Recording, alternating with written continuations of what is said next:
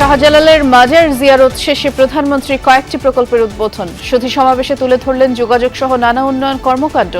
বিকালে যোগ দিবেন দলীয় সভায়। আমরা রাস্তা যতই বড় করতে থাকি ততই গাড়ি নামবে রাস্তায়, ট্রাফিক বাড়বে। রাস্তার ক্ষেত্রে যোগাযোগ ব্যবস্থা উন্নয়ন করব, কিন্তু রেলটাকে আমরা ডেভেলপ করতে চাই। এখনো তলিয়ে আছে 4 জেলার হাওড়া অঞ্চলের বিস্তীর্ণ জমির ফসল। দ্বিগুণ মজুরি দিয়েও মিলছে না শ্রমিক। আধা পাকা ধান নষ্ট হওয়ায় দিশেহারা চাষিরা।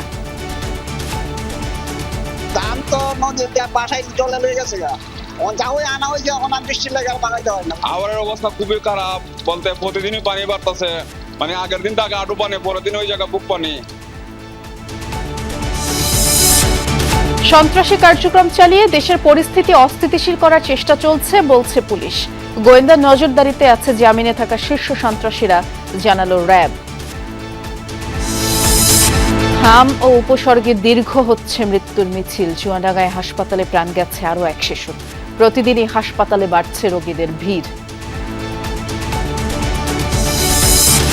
জাতীয় ক্যান্সার গবেষণা ইনস্টিটিউটে রেডিওথেরাপির 7টি মেশিনের 2টি নষ্ট। রোগীর সিরিয়াল দেওয়া হচ্ছে 1.5 বছর পর। আজ থেকে শুরু হচ্ছে রাতের শিফট। ডাক্তার বলছে যে এটা 3 সপ্তাহের ভিতর দিতে পারলেই ভালো হয়, কিন্তু আমি সিরিয়াল পেয়েছি 14 মাস পরে। এই 2টা বাংকারে যদি আমরা এই সামনের অর্থ বছরে 2টা মেশিন কিনতে পারি, তাহলে আমার 3 আর 2 5টা মেশিন হবে। আমার প্ল্যান হচ্ছে সামনের অর্থ বছরে 5টা মেশিনকে চালু করা। বিদ্যুৎ বিভ্রাট, কাঁচামালের উচ্চমূল্য, পুঁজির অভাবে থমকে যাচ্ছে হোম টেক্সটাইল শিল্প। চ্যালেঞ্জ মোকাবেলায় দরকার নীতি সহায়তা। টি-20 সিরিজ জয়ের লক্ষ্যে ঘণ্টাখানেক পর নিউজিল্যান্ডের বিপক্ষে মাঠে নামবে বাংলাদেশ। মিরপুরে টস হতে পারে গুরুত্বপূর্ণ, পরিবর্তনের সম্ভাবনা নেই একাদশে।